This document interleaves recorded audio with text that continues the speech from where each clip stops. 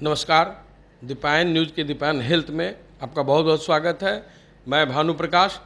आज आए हुए हैं हम लोग एक बार फिर से संजीवनी हॉस्पिटल में। पटना के संजीवनी हॉस्पिटल है जिसमें डॉक्टर राशि चौहान जो कि ऑर्थोडोंटिस्ट हैं। और मैडम आपका बहुत बहुत स्वागत है हमारे चैनल में। ये कुछ परिचय अपना खुद से दें madam. Thank you so much.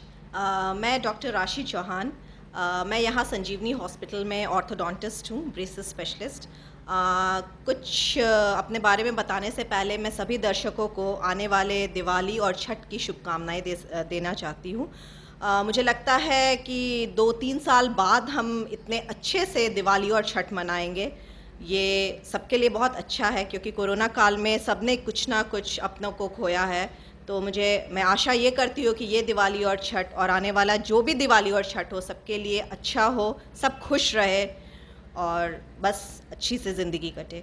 अपने बारे में मैं ये बताना चाहूँगी कि मैं फर्स्ट फीमेल ऑर्थोडोंटिस्ट हूँ बिहार की। ऑर्थोडोंटिस्ट बेसिकली वो होते हैं जो दांत के टेढ़े मेढ़े ऊंचा होने से जो भी चीज़ अलाइनमेंट, जो मिस अलाइनमेंट होता है उनको ठीक करते हैं। तो मैं फर्स्ट बिहार की फ़ीमेल ऑर्थोडोंटिस्ट हूँ। बहुत बहुत आपको मतलब धन्यवाद मैम कि आप जो है फर्स्ट महिला डॉक्टर बिहार की हुई हैं। ठीक है मैम, तो आप टेढ़े मेढ़े दांतों की इलाज करती हैं, उसी पे हम लोग कुछ जानकारियाँ हासिल करेंगे। ये टेढ़े मेढ़े दांत होते कैसे हैं और इसका निवारण क्या है? देखिए, इसके बहुत सारे कारण होते हैं। सबसे पहला कारण जेनेटिक्स, जो कोई भी बीमारी का सबसे मोस्ट कॉमन कारण होता है। जेनेटिक्स मतलब इनहेरिटेड। जैसे अगर हम लोग मेडिकल में भी देखें तो बहुत सारी बीमारियां होती है जो इनहेरिटेड होती है अपने मदर फादर, ग्रैंडफादर, ग्रैंडमदर से। तो वैसे ही इसका सबसे कॉमन कारण तो जेनेटिक्स होता ही है। दूसरा, ये एनवायरमेंटल फैक्टर्स भी होता है, जैसे कि फूड हैबिट्स या फिर किसी तरह का कोई बीमारी, जैसे कि कुछ सिंड्रोमिक बच्चों में। तो इसके बहुत सारे कारण हो सकते हैं। कुछ हैबिट्स से, जैसे कि अंगूठा चूसना, अगर बहुत दिनों तक बच्चे बॉटल फीड करते हो तो ये सब कारणों से ये सब टेढ़े मेढ़े ऊपर नीचे दांत हो सकते हैं। सोने का पैटर्न अलग, मतलब इसके बहुत सारे कारण हैं। तो उस चीज़ को हम लोग देखते हैं, हम लोग एक प्रॉपर डायग्नोसिस करते हैं और जो भी कारण से वो होता है पहले हम उस कारण को हटाते हैं और फिर ब्रेसेस के द्वारा दांत को सीधा करते हैं।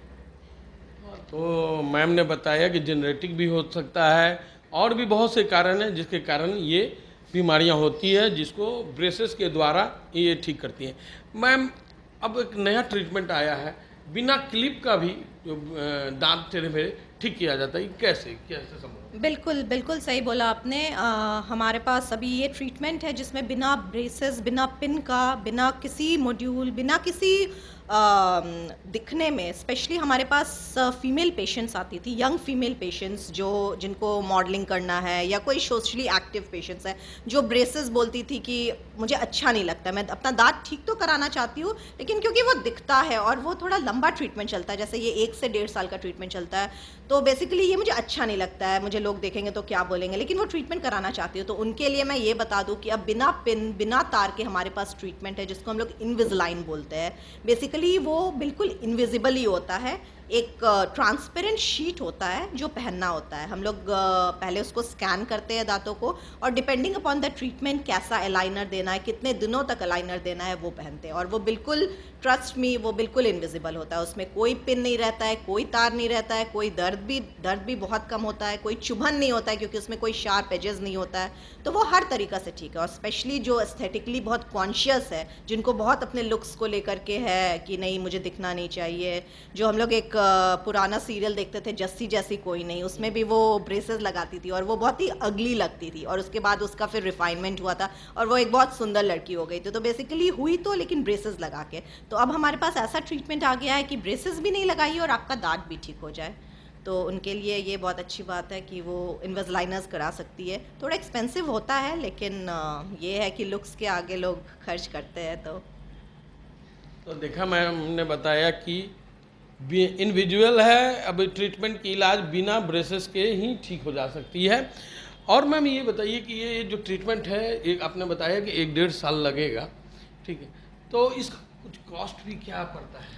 एक्चुअली देखिए, अगर सिंपल हम लोग ब्रेसेस का बात करें जो ऑर्थो ट्रीटमेंट होता है तो वो तो चीप होता है। लेकिन अगर हम लोग बात इन्विजिलाइन का करें तो ये करीब 1.5 से 3.5 लाख तक का इसका रेंज होता है, डिपेंडिंग अपॉन द केस। किसी का थोड़ा कम सिवियरिटी होता है, जैसे 2-3 mm का स्पेस है, थोड़ा बहुत बाहर है, तो वो हम लोग कम में कर लेते हैं। लेकिन जिसका एडवांस केस, सीवियर केस होता है, अगर हम आम भाषा में बोले, तो उसमें फिर ज़्यादा अलाइनस देना पड़ता है, तो कॉस्ट होता है। तो हम लोग एक रेंज लगभग 1.5 से 3.5 लाख का पेशेंट को बोलते हैं।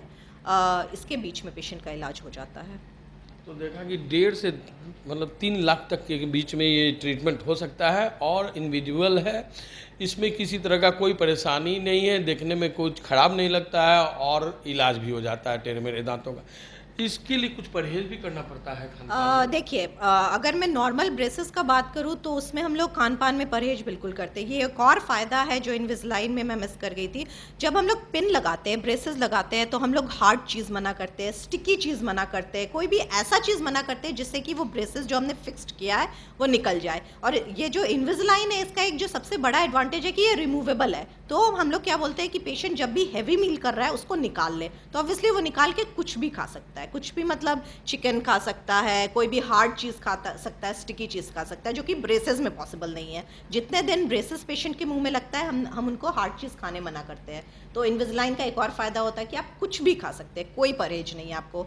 क्योंकि जब भी खाना होता है हम उसको बोलते हैं वो रिमूवेबल है, तो पेशेंट उसको ईजिली रिमूव कर सकता है, खाने के बाद उसको पहन सकता है, जो कि फिक्स्ड ऑर्थोडोंटिक्स में पॉसिबल नहीं है। तो ये एक एडवांटेज है इन्विजिलाइन का। हाँ, तो मैम ने बहुत अच्छी बातें बताई, कैसे कैसे परहेज़ करना चाहिए, कैसे खान-पान करनी चाहिए।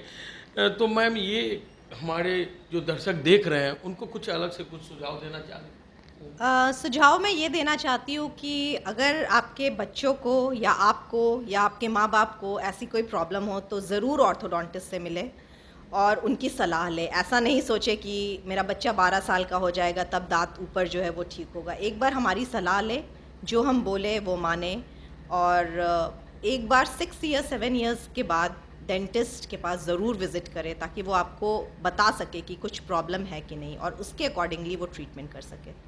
तो अपने डेंटिस्ट के पास हमेशा विज़िट करना चाहिए, दाँतों का ख्याल रखना चाहिए, क्योंकि दाँत है तो हम खाते हैं, और हम खाते हैं तो हम काम करते हैं। तो जो सबसे नेग्लिजिबल पार्ट यहाँ पे स्पेशली बिहार में लोग अपने दाँतों को मानते हैं, अपने शरीर पे ज़्यादा ध्यान देते हैं, अपने शरीर पे कितना भी खर्च करते हैं, और दाँतों में अगर हम उनसे कुछ भी मांगे तो वो बोलते हैं दाँत ही तो है, दाँत क्या है, निकाल के फेंक देंगे।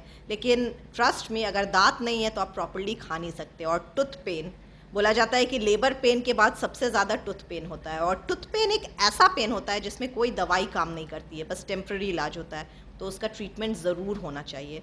तो अपने डेंटिस्ट से मिलिए, अपने बच्चों को मिलवाइए, अपने माँ बाप को मिलवाइए, और ख़ुद भी हाइजीन मेंटेन रखिए और स्वस्थ रहिए, और एक अच्छा सा स्माइल दीजिए, और ऑर्थोडोंटिस्ट को विज़िट करके अच्छा स्माइल लीजिए। चलिए, मैम ने बहुत अच्छी बात बताई। अभी हम बात कर रहे हैं डॉक्टर राशि चौहान से, जो कि ऑर्थो डेंटिस्ट हैं और अभी संजीवनी हॉस्पिटल में ये ट्रीटमेंट करती हैं, पटना के संजीवनी हॉस्पिटल में। अगर आपको किसी तरह की कोई समस्या हो तो आप मैम से संपर्क कर सकते हैं और अपना इलाज करा सकते हैं। हाँ, तो डॉक्टर साहिबा ने बताया कि हार्ड चीज़ नहीं खाएं, बाकी इसमें कोई परहेज की ज़रूरत नहीं है। अपना वो जो इनका दिया हुआ रहता है क्लिप वगैरह, ये क्या, उसको क्या कहते हैं मैम? इन्विजिलाइनस बोलते हैं। हाँ, इन्विजिलाइनस जो है उसको निकाल के आप खा सकते हैं, फिर उसको लगा सकते हैं। मैम, ये किस उम्र में होता है ये? देखिए, लोगों के दिमाग में बहुत सारे लोग ऐसे आते हैं जो बोलते हैं कि 12 साल की होगी मेरी बच्ची तो मैं लेके आऊँगी। तो ये एक मिसनोमर है, ऐसा कुछ नहीं है। ये हम डिसाइड करेंगे कि किस एज में ट्रीटमेंट कराना है। बहुत सारे हम लोग 8 साल 10 साल के बच्चों का भी ट्रीटमेंट करते हैं, क्योंकि उसमें हम लोग स्केलेटल करेक्शन करते हैं, जिसको हम लोग ऑर्थोपेडिक या फंक्शनल अप्लायंस के थ्रू करते हैं। उसमें हम लोग क्या करते हैं कि हड्डी का करेक्शन करते हैं, क्योंकि पेशेंट जो होता है, बच्चे जो होते हैं, वो ग्रोथ फेज़ में होता है, और ग्रोथ फेज़ में हम लोग ग्रोथ मॉडिफिकेशन कर सकते हैं। तो ये ट्रीटमेंट जो ऑर्थोडोंटिस्ट ट्रीटमेंट है वो बच्चों में भी पॉसिबल है, टीनेज में भी पॉसिबल है, और एडल्ट में भी पॉसिबल है।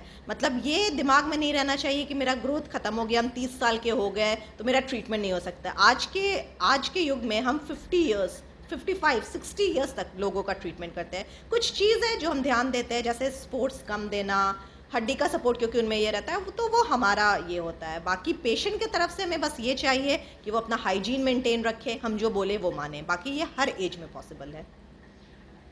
हाँ, तो मैम ने बताया, डॉक्टर साहिबा ने बताया कि हर एज में ये पॉसिबल है। 60-60 बरस के लोग भी इसका ट्रीटमेंट कराते हैं, क्योंकि दांत जो है एक चेहरे की सुंदरता को बरकरार रखने में सबसे बहुत ज़्यादा योगदान रखती है। दांत टेढ़े मेढ़े होते हैं तो सुंदरता उनकी खत्म हो जाती है। तो सुंदरता को बरकरार रखने में ये ऑर्थो डेंटिस्ट जो हैं योगदान बनाती हैं टेढ़े मेढ़े दांतों का। तो इसी के साथ लेते हैं अब हम विराम। आपको बहुत बहुत धन्यवाद। अगर ये हमारा कार्यक्रम आपको अच्छा लग रहा हो तो आप इसे सब्सक्राइब जरूर करें, शेयर करें, कमेंट करें।